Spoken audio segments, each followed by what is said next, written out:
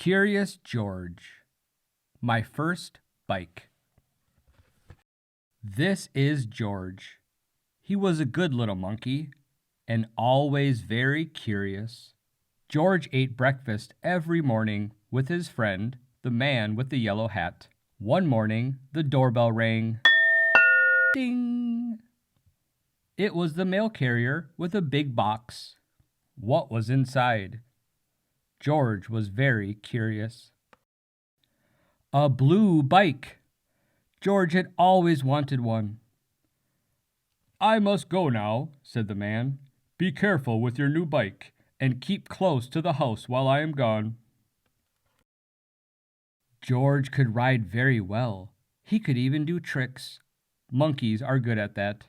George saw a paper boy passing by. He had an idea. George could deliver the papers for the boy on his new bike. He delivered some papers in the neighborhood. When he came to the last house, he saw a little river in the distance. George was curious. He was also getting farther away from home. George rode his bike to the river and saw a duck family floating downstream. What fun! Then George had another idea. George folded a newspaper page into a boat and placed it in the water. It floated. George made more boats. How many were there?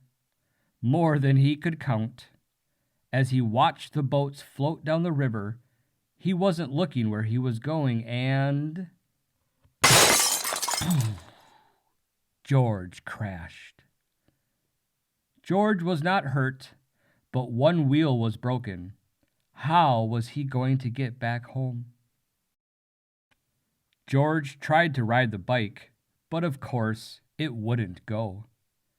So he started carrying it, but it soon got too heavy.